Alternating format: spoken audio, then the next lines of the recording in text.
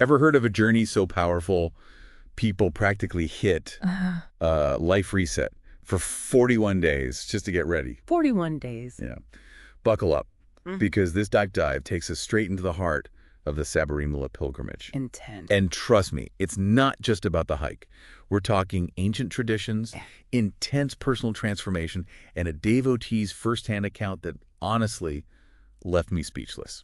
The devotee's perspective is really what makes this deep dive so fascinating. And of course, we're not just looking at the what of this pilgrimage, but the why. Exactly. And we've got some really rich material to work with, academic texts, devotional writings, and like you said, those raw personal reflections. It's really a multi-dimensional view. Okay, so quick background for anyone new to this. Sabarimala happens during the Hindu months of Kārththigai and Margasirsa, roughly mid-November to mid-December. The timing is really significant too. Oh, absolutely. But, and here's where it gets really interesting, before even thinking about trekking, devotees observe 41 days, there's that number again, 41 days of serious self-discipline called viratam. It's intense. It's like a massive spiritual cleanse. What's the logic behind such intense prep work? Imagine this. You're not just preparing for a physical journey, but a journey inwards. The 41 days of Radham are all about tapas, penance, self-control. It's about yama, saying no to things that distract from the spiritual goal. And it's about niyama, committing to practices that elevate your state of being, aligning yourself completely with the purpose of the pilgrimage. And the devotee actually talks about people overcoming some serious addictions during this time. Oh. Folks who'd struggled for years finding a new level of willpower through this process. It makes you wonder what kind of inner strength this pilgrimage unlocks, right? It's a powerful testament to the idea that sometimes the greatest journeys begin with conquering the landscapes within ourselves. This preparation, this viradam, it's about shedding old patterns, facing down desires, and emerging, hopefully anyway, with a heightened sense of clarity and purpose. Which brings us to a fascinating symbol the devotee mentions, the Tulsi Mani Mala. It's a 108 beaded rosary worn throughout the pilgrimage. Now, I'm thinking this isn't just some trendy spiritual accessory. Not at all. The Tulsi Mani Mala is like a visible commitment to the journey. It represents the yajnopovitam, the sacred thread worn by Hindus during rituals. Imagine putting on this mala and feeling the weight of centuries of tradition, of countless pilgrims who've walked this path before you. It's a tangible reminder of the spiritual lineage you're stepping into. It's almost like donning a uniform, declaring, I'm here for something bigger than myself. And here's what I find incredibly unique about Sabarimala: the role of the guru, the guide. It's not about finding some mystical being on a mountaintop. Anyone, regardless of their background, can serve as a guide on this journey. This is about recognizing the potential for spiritual connection in the everyday, in the people around us. Exactly.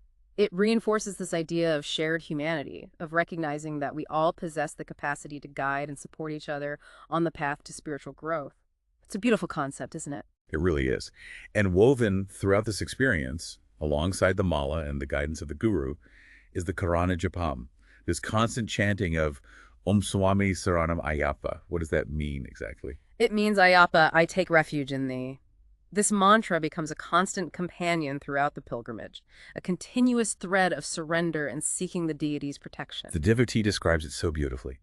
In the depths of the forest, a whisper of solace, the sky shields the heavens, a divine embrace. You can almost hear the chants echoing through the trees. It's a powerful image of finding peace and connection amidst the challenges of the journey, and it highlights how nature itself becomes a source of solace and support during this pilgrimage. It's about surrendering to something larger than ourselves and finding solace in that surrender. So we've got these layers upon layers of meaning woven into the preparation alone.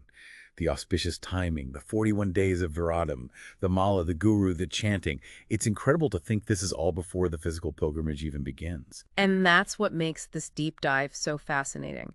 We're about to witness the devotee's journey through the Western Ghats, across sacred rivers and up mountains steeped in symbolism, all mirrored by a simultaneous inner transformation. All right, so we've got our mala, our chants echoing in our ears, and now I guess we're ready to hit the trail, right? Time for the real deal. The devotees' descriptions of the Western Ghats are incredible, talking about the beauty of the mountains, the sacred Pampa River, which they compare to the Ganges in its purity. Wow. It's like stepping into a living myth. And that sense of ancient stories coming to life is really key here. The Pampa River isn't just a pretty place to cool off. It's a site for ritual cleansing, for shedding the dust of ordinary life before entering a sacred space. And its importance is echoed in texts like the Ramayana, which describes this entire region with such vivid detail. It's like walking in the footsteps of legends. You're making me want to book a flight. But speaking of legends, the devotee talks about crossing 5 mountains during the trek. Now I'm all for a good workout. Yeah. But I'm guessing this represents something deeper too. Oh, absolutely. Picture this. Each mountain climbed corresponds to one of the 5 koshas, the sheaths of existence in yogic philosophy. It's like peeling back layers of yourself, from the physical body to the subtlest aspects of mind and spirit. So it's not just about reaching the peak of the mountain, but reaching a new peak of self-awareness with every climb. So by the time they reach the temple, they're practically glowing with spiritual energy. Something like that. Yeah. And speaking of the temple, we have to talk about the Pathanatupadakal, those 18 steps leading up to it. And you might be thinking, okay, 18 steps, big deal. Right. But each one of these steps is like a milestone on the path to enlightenment. Wait, so they're not just climbing physical steps? Tell me more. Imagine climbing a staircase where each step isn't just physical exertion, but a confrontation with a past mistake, a shedding of a worldly desire.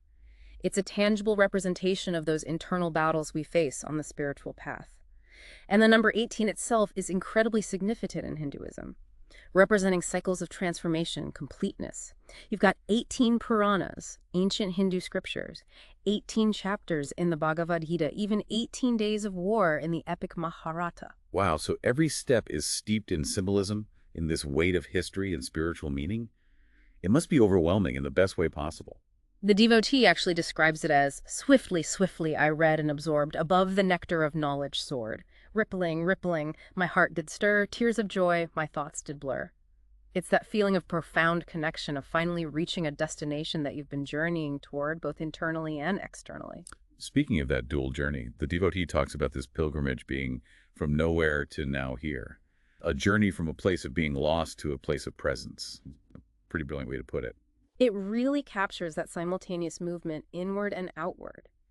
The physical steps mirror the internal steps of self-discovery, of shedding old patterns and waking up to a deeper truth. And this idea isn't unique to Hinduism either. It reminds me of Evelyn Underhill's writing, where she describes pilgrimage as an allegory for spiritual progress in general. So even if we never set foot in the Western Ghats, we can still relate to this idea of undertaking a pilgrimage in our own lives. Exactly. Whether it's through meditation, creative expression, or even just a conscious effort to be more present in our daily lives, it's that commitment to the journey inward that ultimately matters. This has reminded me of how the devotee talked about Buddhashuddhi, the physical cleansing, and Antakarana Ozukam, the disciplining of the mind. Like these two things are happening in tandem throughout the pilgrimage. Yes. The physical challenges help quiet the mind, and that disciplined mind allows for deeper introspection and resilience during those tough climbs. It's a beautiful example of how interconnected our physical and spiritual selves are. And get this, the Sabarimala pilgrimage doesn't just draw from one single Hindu tradition.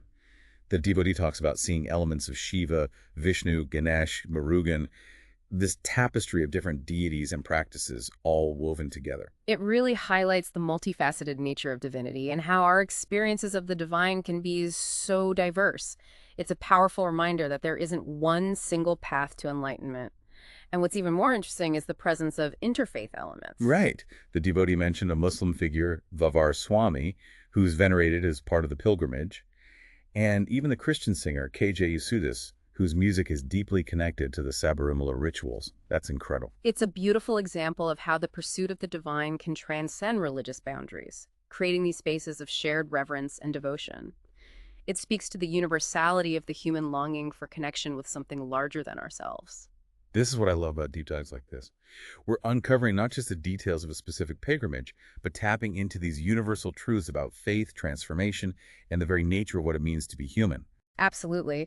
And the devotee's journey takes us even deeper into these themes, culminating in a profound realization about the true nature of divinity. We've journeyed through the physical challenges, the symbolic landscapes, witnessed this incredible interweaving of faith and tradition.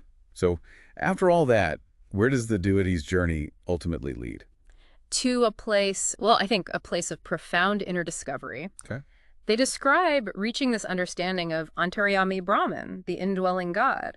It's the realization that the divine isn't somewhere out there but resides within each of us. That idea really resonates with me. It's like the saying, the answers you seek are already within you, but it's one thing to intellectually grasp that concept and another to truly experience it. Exactly. And that's what makes this pilgrimage so powerful. It's not just about reaching a destination, but about the internal shifts that occur along the way.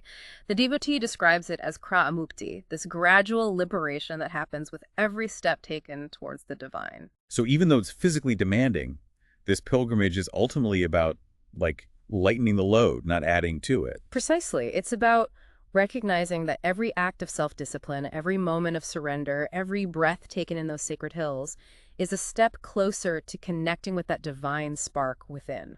It makes you think about how we often search for meaning in far-off places, when maybe it's about turning inwards, exploring the landscapes of our own hearts and minds.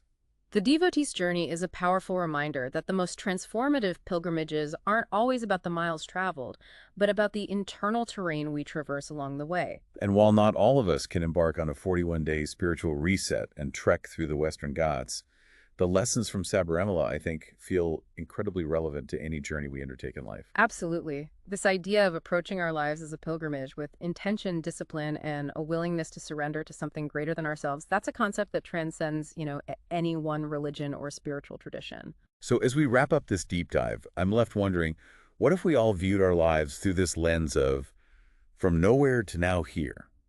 What if we saw those everyday challenges as opportunities for kra-mukti, those small victories on the path to inner peace and self-discovery? It's a powerful question to sit with, isn't it? Maybe the real pilgrimage begins the moment we choose to embark on that journey inward, with courage, curiosity, and an open heart. A beautiful thought to leave us with. Thanks for joining us on this incredible exploration of Saraṇam, a journey of body, mind, and spirit. Until next time, keep seeking, keep questioning, and keep diving deep.